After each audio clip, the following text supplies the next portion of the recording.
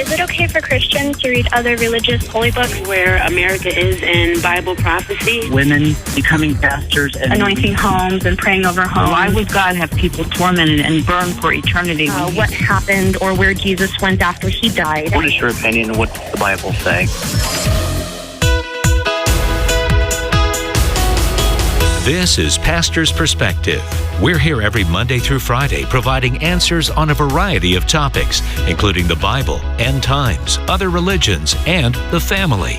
Call right now with your question at 1-888-564-6173. That's 888-564-6173. You can also post your question at facebook.com/Pastor's Perspective.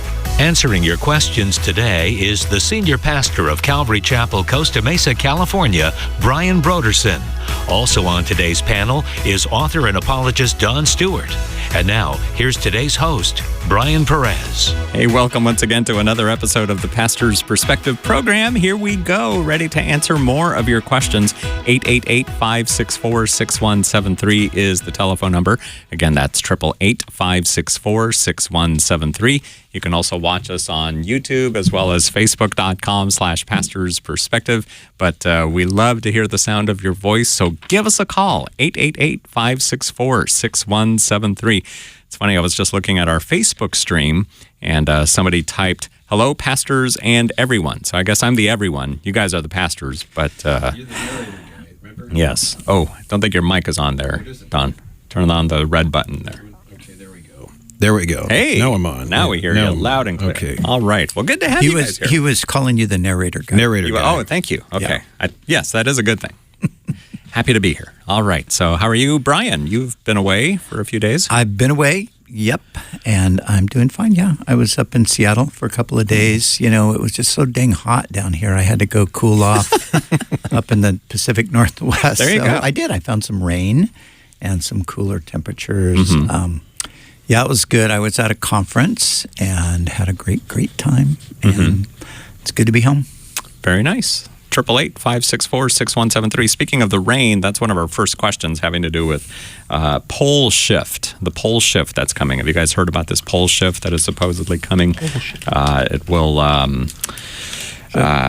where is it here? Yes. This destruction is coming to our planet in the next 3 to 5 years. We will be wiped out by Planet X and the debris field by 2023 to 2025. That this is part of the Isaiah prophecy and apocalypse. Will we be caught up by then, or will we be here to suffer and be wiped out? That's what listener Cassandra wants to know. Yeah, we're going to get wiped out. Okay. We're going to get just... Well, for one, none of that stuff is going to happen.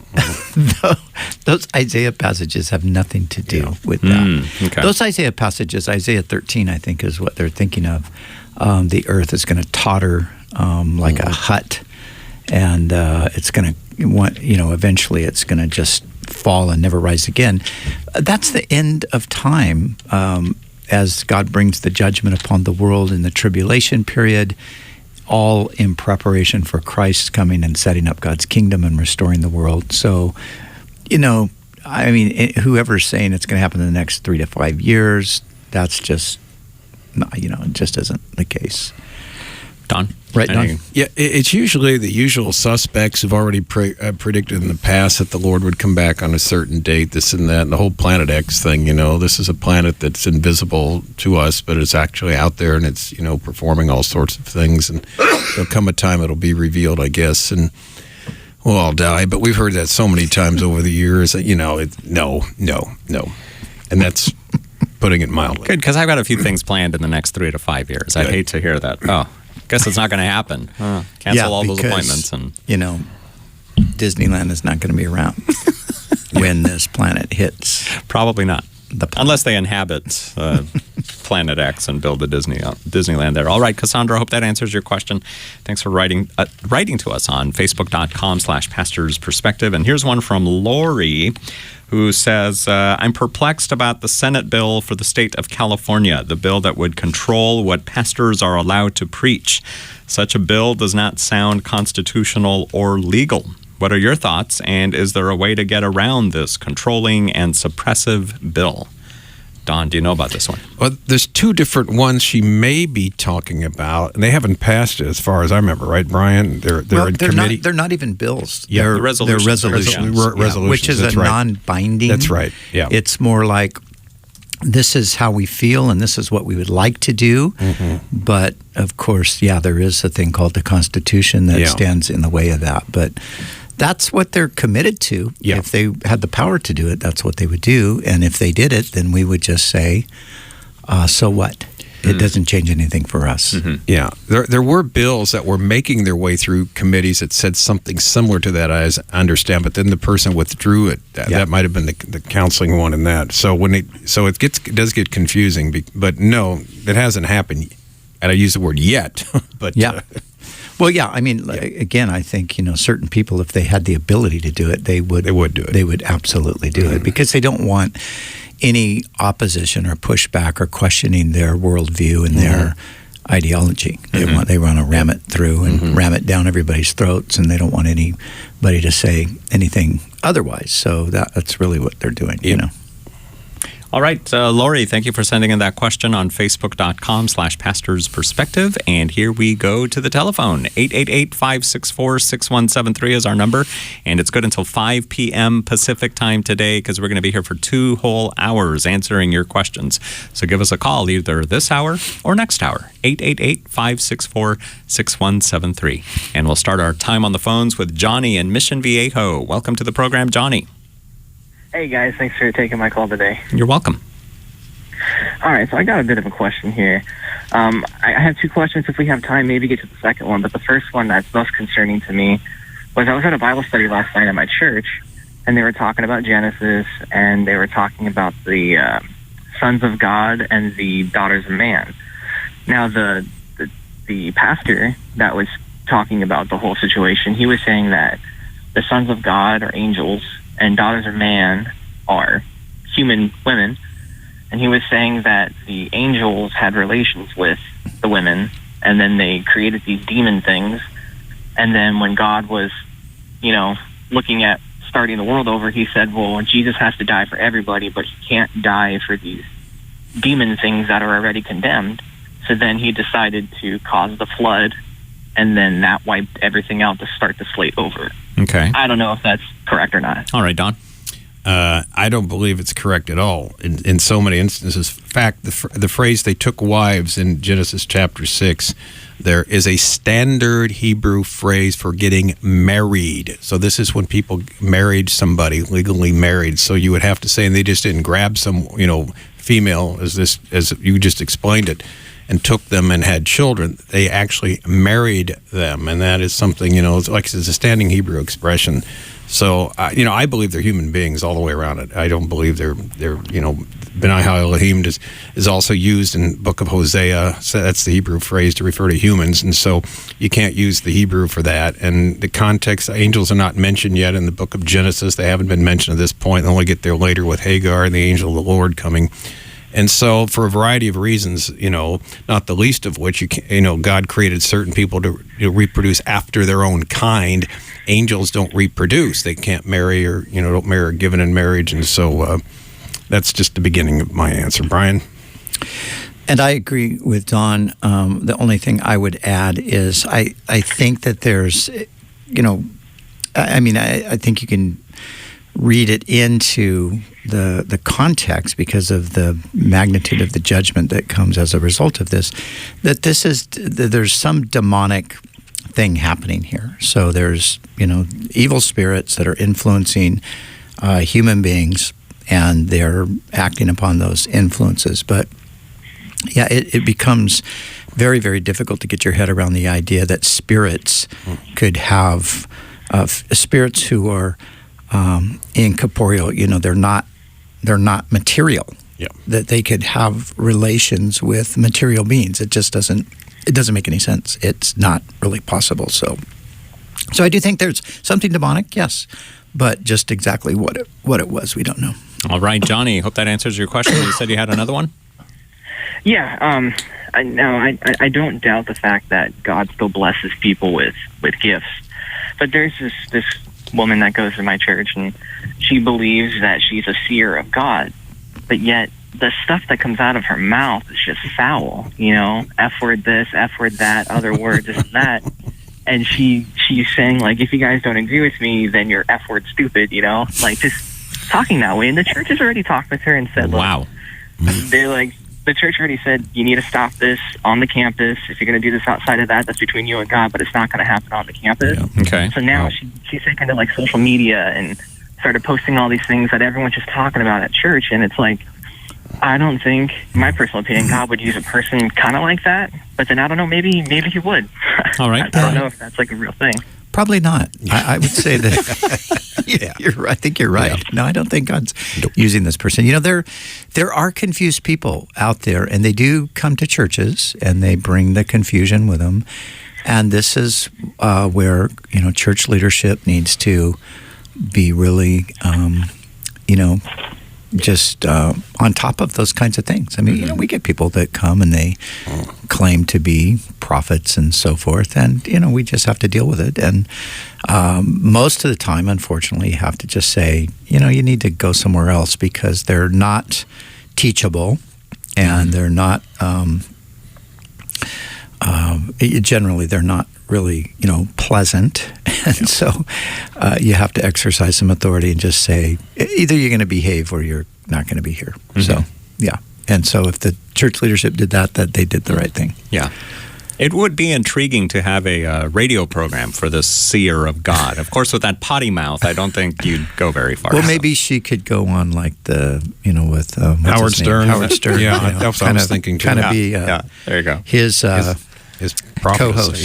Yeah, there you go. Don, did you want to add anything? Yeah. This is something, Johnny, that, if I had $1 for every person I've had asked to leave Calvary Chapel over the years, we'd all be rich, wouldn't we, Brian, because of the people that have come here. It's attracted so many wonderful people, but there are people who are confused. And confused, I think, is a good word because many of them are really sincere and well-meaning, but boy, I tell you, we've had to ask them to leave and sometimes force them to leave and sometimes get the authorities to get them off the campus because of, unfortunately, trying to cause problems there.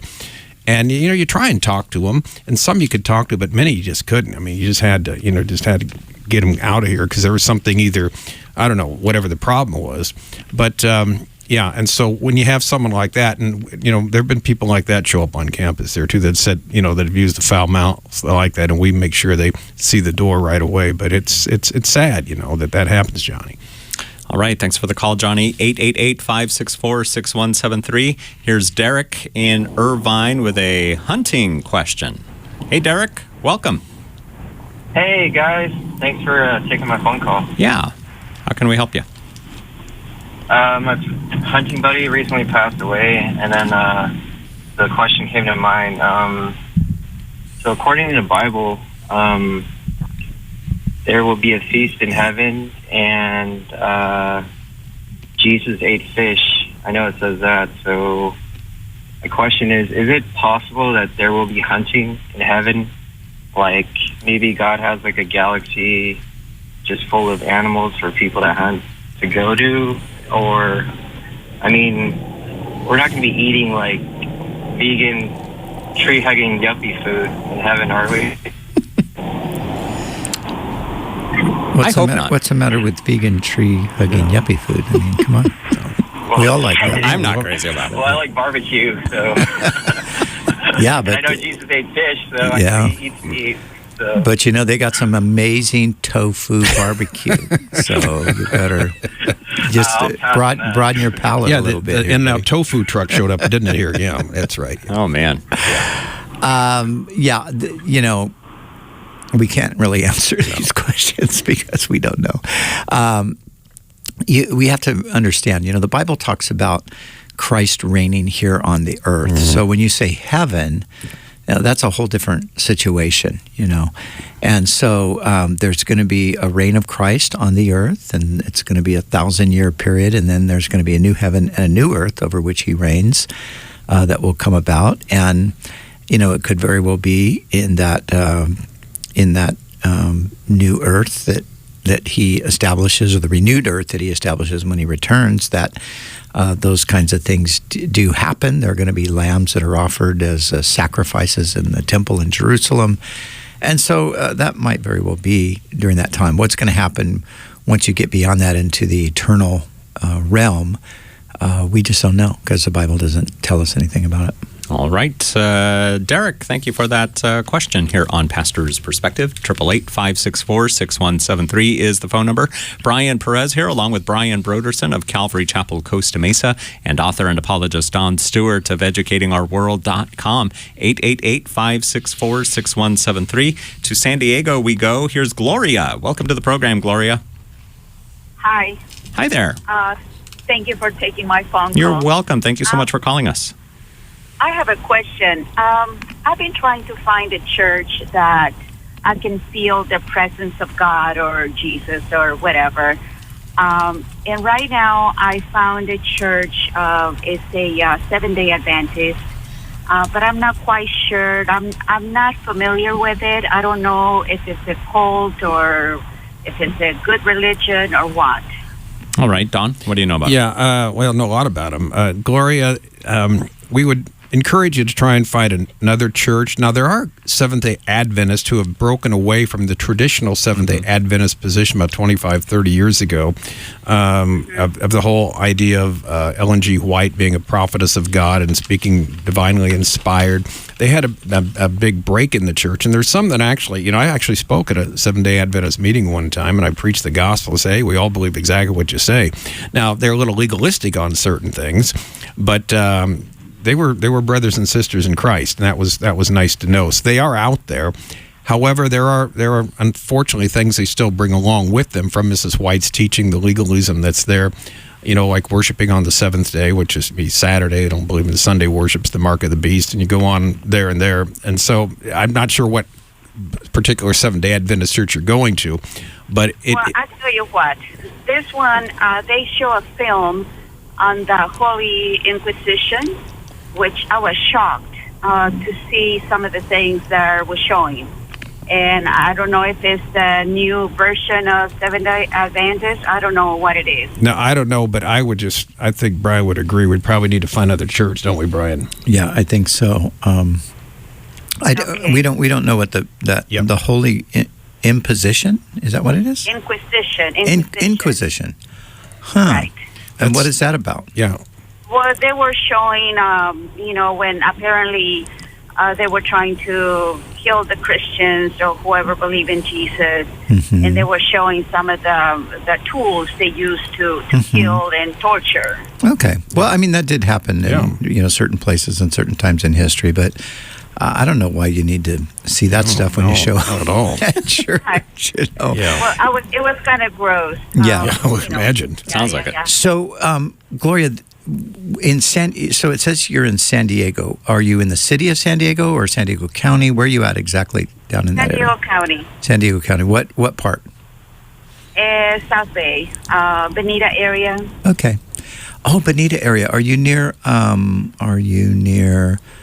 Oh gosh, my mind just went blank. Bonita Road, and all of that. Yeah. What's the last town before you get to the border?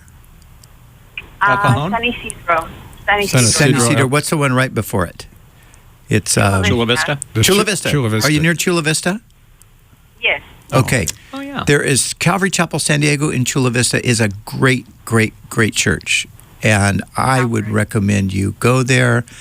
It's on Palomar Street in Chula Vista, and it's a really good church, and you're going to get really blessed. Okay, I will give it a try. Thank you so much. All right. All right. Now, Gloria, really quick before you hang up, you said you were looking for a church where you can find the presence of God. Now, do you have a personal relationship with God already, and you're just looking for a church where you can get plugged in? I do. Okay. I do read my Bible on a daily basis. Great. And I found God when I was 16 years old. Great. And, I continue praying. I continue going to church and so on. I married an Episcopalian, and I did convert to that. But, since he passed away 3 years ago, I'm trying to, I don't know, I just don't find my place. I cannot find it. Yeah. Go to this church I just mentioned to you, Calvary Chapel, San Diego, and I guarantee you're going to love it. Yep. Okay? Thank you so much. You're I welcome. will give it a try. All God right. bless. Okay. All right, Bye-bye. Gloria. Thanks for calling us today on Pastor's Perspective. 888-564-6173. That's 888-564-6173. Let's go to Chris, who's on the 55 freeway. At least he was when he first called us, and Still is. probably is. 15, 20 minutes be there. later, he's probably still on the 55. But Chris's question is about Genesis 3:15, where God says, I will put enmity between you and the woman, and between your offspring and hers. He will crush your head, and you will strike his heel. Chris, what did you want to know about that verse? Oh, hey guys, can you hear me okay? Yeah. Yep. Yeah, I'm still sitting in traffic. Thought so. Of course. So I was reading in Genesis, and I see that it says, after the fall, the woman said the serpent had deceived me, and then the Lord says to the serpent, because you have done this, you're cursed more than cattle and more than every beast of the field. Your belly you shall go, and you shall eat the dust all the days of your life. But after that, it says, and I'll put enmity between you and the woman, and between your seed. So I don't know what he means by your seed and her seed. And then he says, he shall bruise your head, and you shall bruise his heel. I don't know if that last part's referring to Jesus, bruises his heel, or what that's actually referencing. All right. Yeah, that's Brian? great. Yeah, that's exactly what it's referencing. This is the first messianic prophecy in the Bible, Genesis 3:15. And it's the announcement, God is announcing to Satan, who deceived the woman and brought, sin into the world and all the misery that comes along with it, that the seed of the woman is going to crush the head of the serpent. And so this is a reference to Christ, who would come in the future, and his heel would be bruised. That would be a reference to his crucifixion. But even though he died, he rose again. So it wasn't a mortal wound, where the crushing of the head of the serpent is a mortal wound. So Christ will crush the head of the serpent, and that is exactly what that's talking about. All right, Chris? And that's interesting, and thank you for clarifying that. You're welcome. But what it says, and you shall eat dust all the days of your life. Does that mean like the devil would be a serpent like ever since that point, or what's that in reference to? Well, it seems like this particular creature, and we don't know exactly what the creature looked like, because we think of a serpent and we think of some something that is already on its belly slithering. This could have been more like a dragon or something like that. So it seems like it's a judgment on a creature that we're not quite sure what it was. But yeah, eating dust, I mean, it could be figurative as well. To eat dust means to be laid low and completely humbled and, just kind of trampled underfoot sort of a thing. Sounds like something they'd say in the movies, eat my dust. Yeah. Or something like that. I'm going to leave you in the dust, man. Yeah, that kind of thing, yeah. Another one bites the dust. Yes. All right, Chris, hope Dust that helps. in the wind. Dust. Let's just keep going. All right, 888-564-6173 is our telephone number today on Pastor's Perspective. We're here till 5 p.m. Pacific time to answer your questions on the Bible and the Christian faith, so give us a call. And you can also watch us on YouTube as well as Facebook.com/Pastor's Perspective. Brian Broderson and Don Stewart here today to answer your questions. And here's Larry in Riverside with a question about tithing. Hey there, Larry. Welcome to Pastor's Perspective. Hey, what's going on, pastors? My question's on tithing, and I just wanted to see, I've been attending a church for a while, and then I also have my home church, and then I also go to different churches in the area that's like, if there's a guest speaker that I want to see. But I just want to see, is it okay to tithe to all those churches, or just has to be to the church I'm going to presently? And also just want to see your guys' testimony on tithing. God says to test us in this area, and I just wanted to see what your guys' results have been from tithing. And I'm going to listen now. All right. Pastor Brian, you want to start with the... the idea with the, giving to your church is to support the ministry and to provide, for those who serve and to provide for the various things the ministry does. So, I would say you want to direct your giving toward the place where you feel like you're getting blessed. So no, there's no rules like you can only do it at this one place. You can't do it at two places. That's up to you. You make that decision. to give. But again, remember why you're giving. First of all, you're giving just to show appreciation and thanks to God because of all that He's given you. But then you're giving to support the work of the ministry. This is how the ministry goes on. People give to the work of God, and the work of God is then, workers of God are then provided for by that. So just keep that in mind. And you can, if you're getting ministered to at a couple of places, you feel like I want to support that, then you're free to do that. All right, Don. Yeah, with respect to stories, God has been more than faithful over the years, and sometimes miraculously coming through financially to meet needs. And you give because that's the right thing to do, and you're honoring God. But He honors you back the way He decides. Sometimes it's financial, sometimes it's not. You cannot expect a 1-to-1 correspondence or a 10-to-1 correspondence like some evangelists tell you. You give $1 and God will give you 10 back. It doesn't work that way. He blesses you back, but you do it because you love Him, and then He pours out His blessings upon you. Sometimes they're financial, sometimes other ways, but rest assured He will bless because you're doing it in faith. And, Brian and I can both, I'm sure we have testimonies the rest of the evening that God has blessed above and beyond anything we can imagine in ways and what gets me, Brian, never expected. I mean, they come out of left field so many times. It's such a blessing, aren't they? Yeah. Yeah, Don, there's that one psalm, where I think it's a Davidic psalm where David's saying that he's old now. He was young. And he said throughout his whole life, he never saw the righteous forsaken or God's children begging. And that's because God takes care of His people. And that's certainly my testimony. Yeah. And I think, God is so faithful. And He, my wife and I, we give to the ministry. And the Lord takes care of us. And, I don't think we ever have even had the thought like, I'm going to give this so I can get something back. We just give because we know, that's what God's called us to do. But He sure has given us plenty. So we're very thankful. Yeah, it is interesting because the same way, Brian, it like never crosses your mind, well, what am I going to get back? That's not why you do it. You do it because you love the Lord. He's blessed you. It's just the right thing to do. You just this is one way you can, show faith in Him, and He decides to bless you back and think, wow, this is great. And but you didn't do it thinking, well, what's coming? Well, the Lord will figure that out. Yeah. Yeah, and that's Psalm 37:25 that you were talking about. Yeah. I was young and now I'm old, yet I've never seen the righteous forsaken or their children begging bread. That being said, there are people listening right now who maybe are down on their luck right now, so to speak, and they might be thinking, wait a minute, I feel like I've been forsaken. I'm about to, lose my home or I've lost my job, whatever. What do you tell them? Yeah.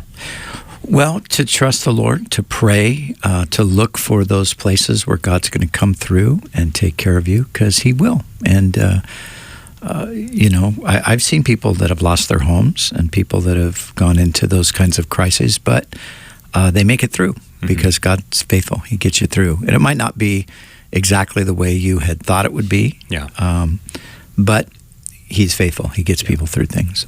All right. 888-564-6173 is our telephone number. Larry from Riverside, thank you for calling us today.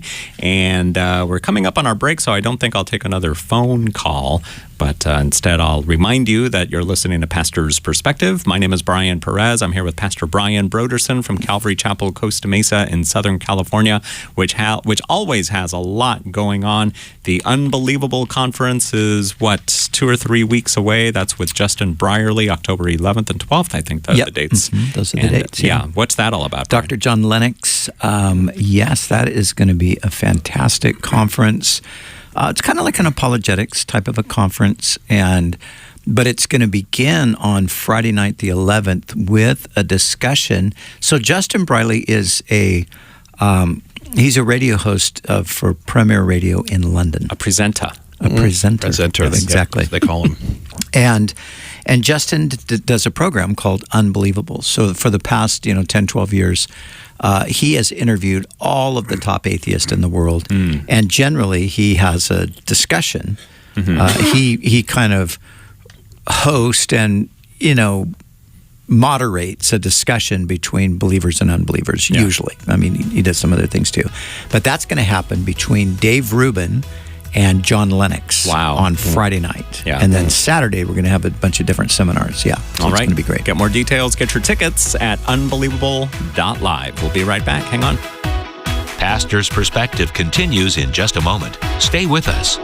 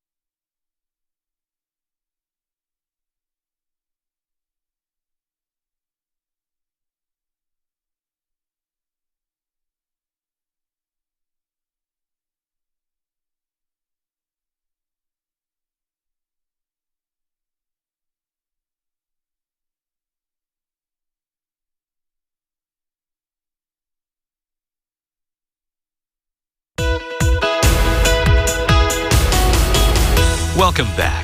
Pastor's Perspective continues with your question to 1-888-564-6173. And now here again is your host, Brian Perez. Yes, that phone number again is 888-564-6173, and it's good until 5 p.m. Pacific time today.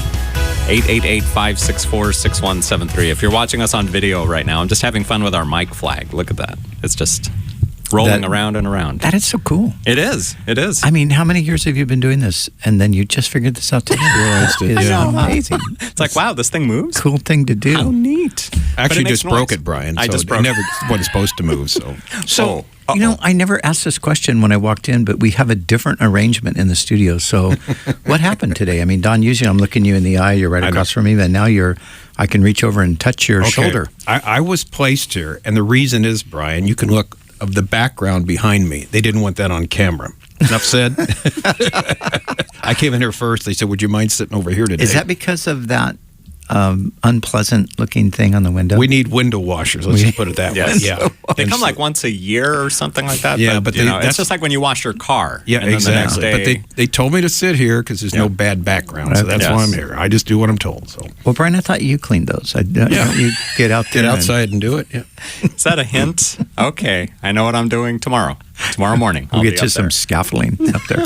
Yeah, you know, there's a bro in Hawaii who's really great bro that we've stayed. My wife and I've stayed at his house a couple of times. He is a window washer. He did all the big high windows there in downtown Waikiki, and he was once on the Dirty Jobs with Mike. What's his name? And Mike was there washing windows. You know, like the high story buildings in Hawaii. And what's interesting, Dino says, well, we always pray beforehand, and they prayed in front of the guy. And Mike said, "Amen," and that was great. It was great. So yeah. So whenever I see windows that need to be washed, I think of Dino there. Yeah. Very nice. Yeah. All right. That'll be the job for our next intern. Somebody who wants a internship. Okay, go wash the windows. No, I'm joking. You got to start somehow, right? Yeah. I think you can just get a rope and sort of hang it off the top of the building, and you could lower them down, and you could scrub that really quick. Now, we are 5 stories up, right? Yes. Yeah. So and there's 6 stories altogether. There's only one more above us. Yeah. Michael David could almost just reach up and easily do it. Yeah. He could.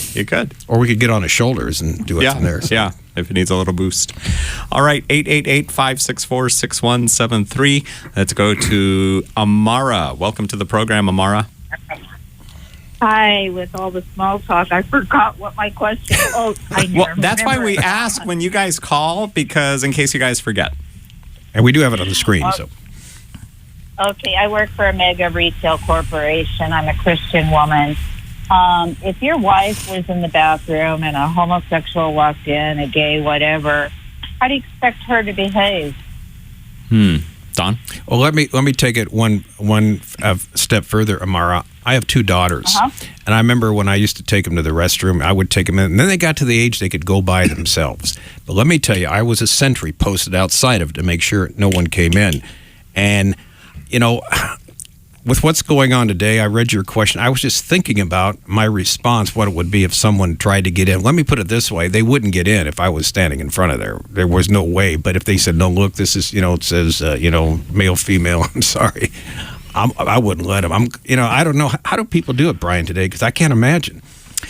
Is that happening, Amara? It is. Is that Yeah. happening? Oh, yeah, it is. Well, because I see the gender, gender neutral bathrooms, but that, they generally have a lock on the door and they're singular and you go in. And I mean, is there a situation now? Because I've been in cities all around the world, and even in the most liberal cities, Sacramento. I was just in Sacramento a few weeks ago. The city, that's the capital of California. That's where they're passing all the nuttiest legislation in the world. But they've got men's and women's bathrooms in all of their public places. So I haven't seen a situation. I've heard about schools where some have attempted to say that the boys can go in the showers with the girls, but I don't know that anybody's actually done that yet. So I don't know. Have you had an experience where that's happened? Yes, they have done it, and it's happened as close as Oceanside. I'll let you know that. Okay. Yeah, well, I would, like Dawn, I mean, I have daughters. My daughters are grown up, but I wouldn't let that happen. No. And I don't think, here's the thing, I don't think women should let it happen. And I think this is an area where I think women need to stand up and be strong. It's like in women's sports, where in women's sports today you have these transgender so-called women who are actually men, and they're winning all these, contests and things.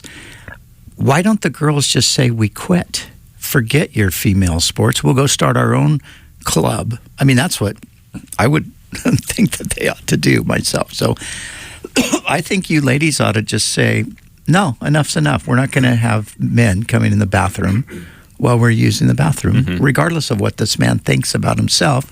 He's a man. He's not a woman. Yeah, Amara, I would get a hold of Brad at PJI, Pacific Justice Institute, Brad Dacus, and ask him what your options are. They take anybody who asks the question there. They do it for free. It's pro bono. And you're not the first one that's asked them something like this. What are your rights? What can you do? What can you say? And believe me, they will be there to help and give you all the information, because they're up on the latest. They're up in Sacramento fighting for things. They're fighting all across the U.S. for the civil rights, and particularly of Christians, who believe in right and wrong, male and female, and that, which is getting less and less popular, of course, in our culture. So I would definitely get pji.org is where you want to go to, and I would fill in the little question that you have that when they want to know what's going on. And they'll respond to you. Yeah. And, Don, I think part of it is that you've got a very small group of people who are making a lot of noise. And you've got the majority of people who are just intimidated by the small group making a lot of noise. So there's some point where people got to just say, no, sorry, we are not going to do that. If that's your issue, that's between you and whoever else. But you're not going to make it. These guys, Don, they're always talking about Christians trying to impose their views and their morals on people. Well, these guys are trying to use the courts to do that very thing. And that's what they're doing. They're trying to force everybody to just do things the way they think they should be done, I was talking to a friend the other day about just the whole transgender thing. And I think, we were talking about how you have to kind of look at this on a couple of levels. There's one level where you have people who are genuinely confused about their gender. That is a level that's real. And this is what's happened a lot of times with the younger generation, probably because it's just so much in the air. Now it's created this question mark, like, wow, gee, what am I? But nevertheless, you do have gender dysphoria as a real thing. And those people need They need love and understanding and patience and but yet also proper instruction about this is reality. And you got to deal with them on that level. But then there's another group that's more, this is not about that.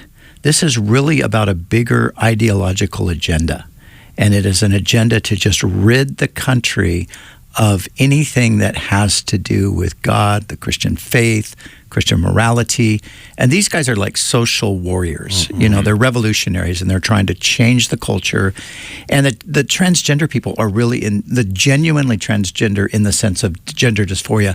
They are actually victims of these people because they're using them to try to promote their agenda, their revolutionary agenda. And that's why they want to rush them through like a surgery as quick as possible. Right. Don't ask any questions.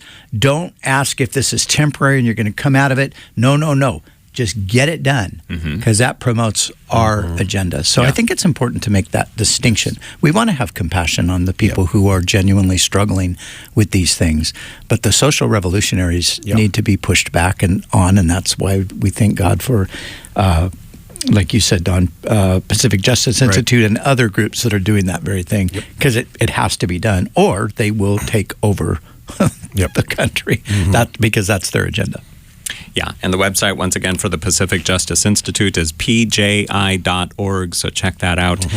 We were talking about the women's sports and the women's restrooms and everything. How come the women's organizations aren't getting involved, the women's rights groups? That's a great question. It's a huge question. Yeah. Some ladies are speaking out, and some of the more radical feminists are speaking out. But, man, it's amazing how quickly the system turns even on them. Camelia Paglia is a world famous feminist lesbian who doesn't go for this stuff, and she speaks out and she's bold, and man, it's amazing how much pushback she gets. You know? So it's a powerful minority that's driving this agenda. Yeah, Camelia Paglia, she's been called every name in the book by so-called people who are supposedly on her side. Yeah. And that's what she can't understand. Look, I'm a feminist, this and that. And yet, I'm also not insane like you people are, but they said, no, this is where we're going. And this is one of the problems, Brian. It's not just the liberals. It's the far, far left that are saying to the liberals, you have to be like us. In other words, you have to obey the same things we obey and do what we do. And they say, wait a minute, no, we don't. Yes, you do to get, and I've had so many stories of professors at, universities who are feminists or leftists, some lesbians and that. And yet they're told, no, I'm sorry, you're not far enough. You're not doing what we want you to do. Yeah, you got to cross over the border of sanity into our world of make-believe. And then that's the only place we're going to accept you. Yeah, that's scary. Yes, it is. Very scary. Amara, thank you for your call today on Pastor's Perspective. 888-564-6173 is the number to call. We're here for 2 hours today until 5 p.m. Pacific time, so we'd love to hear from you. If you're on hold right now and we don't get to your call before 4, stay on the line, because we're going to record a full hour of the program that you can watch on Facebook.com/Pastor's Perspective. 888-564-6173. Rebecca, calling from Orange County, wants to know about tattoos. Hi there, Rebecca. Hi, pastors. Thank you for your time. You're welcome. So I'm 11 and I'm very creative with art. And, I wanted to get a tattoo when I was older, but not a full-blown one. And my parents rather me not, but I want to know what the Bible says about it. Is it a sin or not? The Bible says, children, obey your parents. Yeah. This is good and right before the Lord. So, no, the Bible doesn't say that tattoos are wrong. There's a passage in the Old Testament that talks about tattooing, and God forbid the children of Israel from doing it. But it was more because it was some practice that the other nations were involved in that had to do with the worship of their false gods. So that passage doesn't really apply to us today. But the passage, children, obey your parents, absolutely does. That applies today. So my daughter, when she turned 18, because that's the legal age, on her 18th birthday, she went and got a tattoo. She is 38 years old now. And for quite a few years, she actually regretted that decision that she made that day, because the tattoo that she had in mind is not the one she got. And she's forever tried to fix it. Oh, no. And it just become one of those things to her where she's like, you know, why did I do this in the first place? So, so you know, if you're 11 years old, you've got some years before you're going to make that kind of a decision. And, you know, by the time you get to be 18, maybe tattoos will be out by then, and you'll think, you know, gosh, I don't want to get one of those now. Because they are what's called a fad. You know what a fad is? No. A fad is like a cultural phenomena that appears for a time and then it goes away. So like certain hairstyles are fads sometimes, or certain types of clothing are fads. You know, when we were young, all of us, guys used to wear bell bottoms. We used to wear these pants that were really wide at the bottom called bell bottoms. And today, you wouldn't catch any of us dead wearing bell bottoms. No. Or that was a fad. But they're probably coming back into fashion in a few years again. Let's hope not. Yeah. And then the Nehru shirts, remember that? Yeah. There were some very weird fads, things we wore. And I remember going, this is funny, you're talking about that in the 60s. It was actually, there was a rock group called Steppenwolf that was very famous that practiced down there. And the guy that worked there, his brother in a band that practiced the same studio. And so the guy says, okay, get some bell bottoms on and we can go down there. I remember him telling me that because we had to wear those to be there at the time. So that's right. Does that help you, Rebecca? Yes, it does. All right. Thanks for calling. Great to talk to you. Yeah, the thing about tattoos is it seems... Okay. Yeah, thanks for calling us, Rebecca. Call us anytime. The thing about tattoos is I've noticed so many people have them now that they don't stand out as much as I think people were hoping that they would. Yeah. Because it's like everybody's got one. It's almost like the people who don't have them are the ones that stand out. You know what? It's really true. Yeah, it is true. Yeah. Now, all of my children have tattoos. Every one of them. And my wife. Your wife? I'm kidding. No, my wife would never get a tattoo. I was going to say. And she'd kill me for saying that, too. So I'm on her bad list today anyway, so I just added. So you just want to... I just added more to it. All right, Rebecca, good to hear from you. Call us anytime here on Pastor's Perspective. So, Steppenwolf, Wild Done.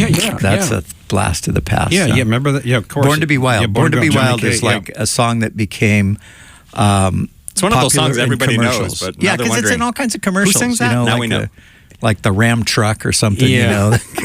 Born to be Wild. Yeah, actually, the night we went down there, they were performing a gig, you know, like 2 doors down, and they used Steppenwolf's amp. So the amp said Steppenwolf on. Oh, Steppenwolf's going to... No, these guys are instead.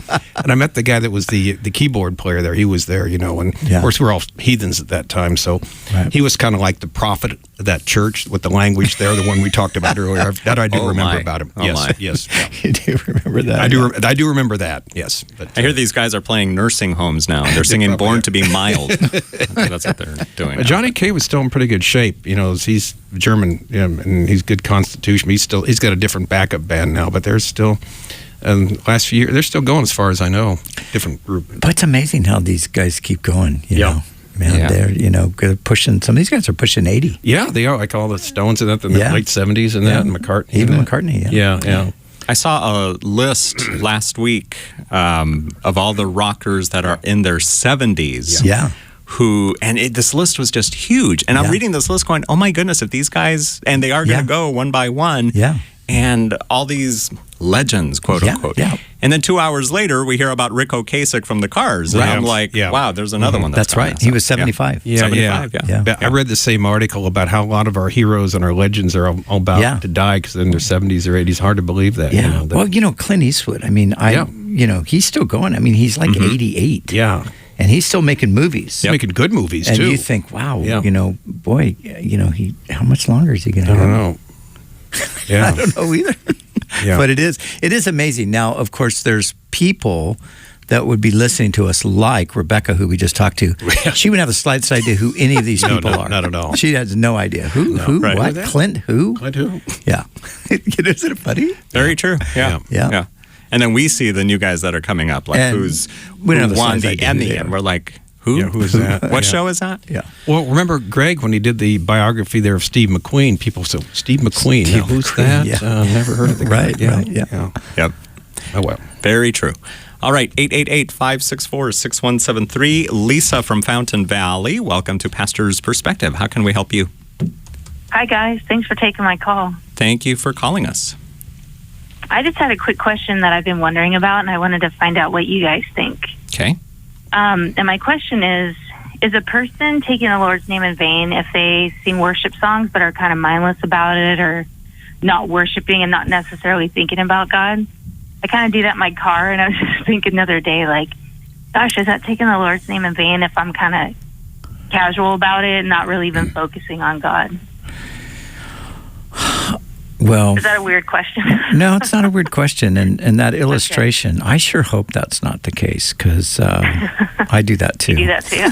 Yeah. So, no, I think taking the Lord's name in vain is really to use the Lord's name as though you sincerely mean it, but in fact, you do not mean it. Yeah.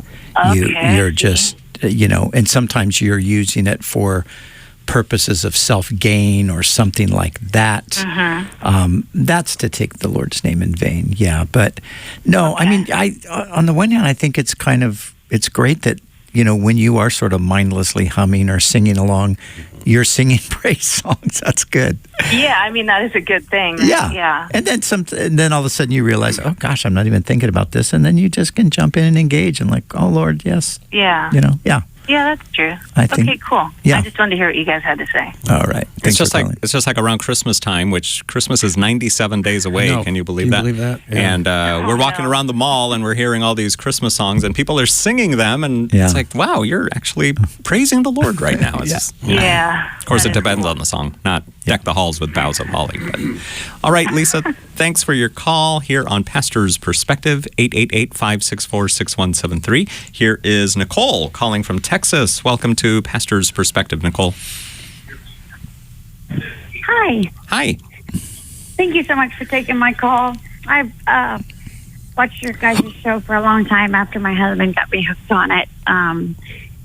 I really hope that my call, I don't sound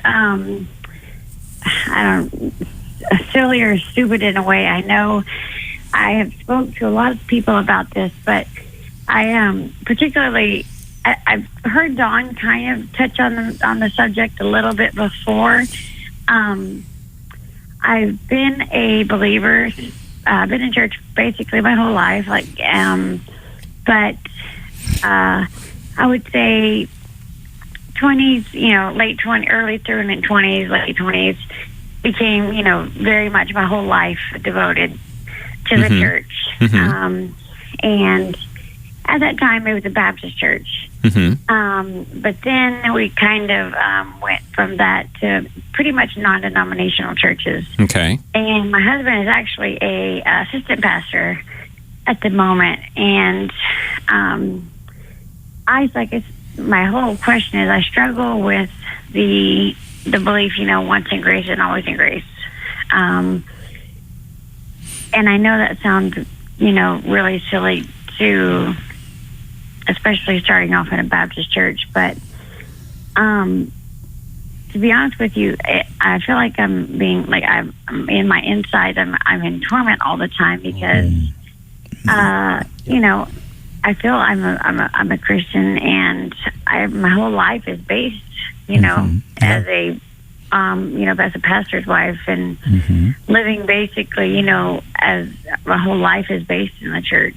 Yeah. Okay. Brian, Don, what would you tell Nicole? Well, Nicole, this is not uncommon. Many people struggle with they struggle with, does God really love me? I don't know how I could, be loved by God because I see my faults, and people live a lot of times under this. And this is one of the things that, the enemy wants to torment us. He doesn't want us to have peace. He doesn't want us to have confidence in God's love and in our salvation. And it doesn't change your position before God, but it makes your life miserable. And so the answer is to just really embrace the fact that you're saved by God's grace, and you're kept saved by God's grace, and you're going to get to heaven, and when it's all said and done, it's going to be because of God's grace. And that's just the reality of it. So the key is try to enjoy it now. You will enjoy it forever, but you can enjoy it now too. Now, my wife wrote a book, and it's called A Woman's Battle for Grace. And the subtitle is Why God is More Than You Expected and Everything You Need.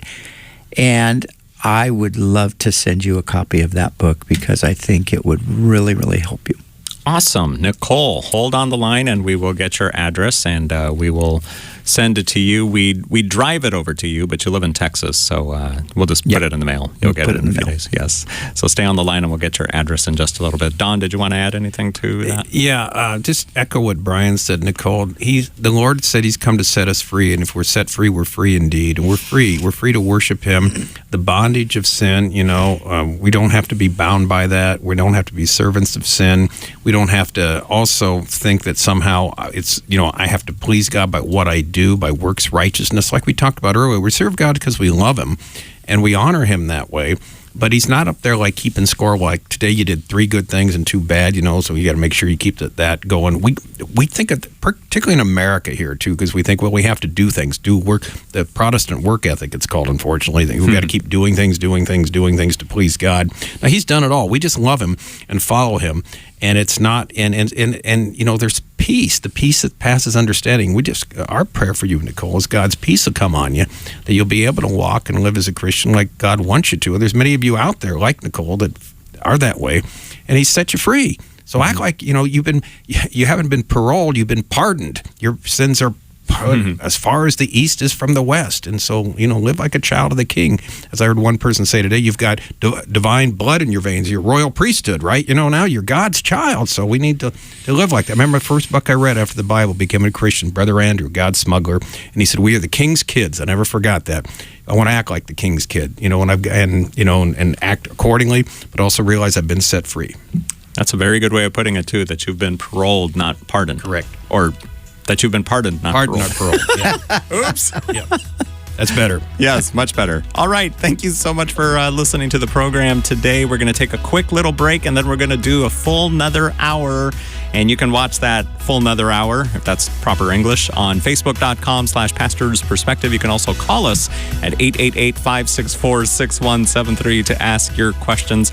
And so we'd love to hear from you. And if you're on hold right now, we'll get to your calls first. And so don't go anywhere. For Brian Broderson and Dawn Stewart, I'm Brian Perez. Thank you so much for listening. Good night. God bless. Bye-bye. Thanks for listening to Pastor's Perspective. We trust you've been blessed and had your question answered. Join us Monday through Friday and follow us on Facebook at facebook.com/Pastor's Perspective. The preceding was sponsored by Calvary Chapel, Costa Mesa, California.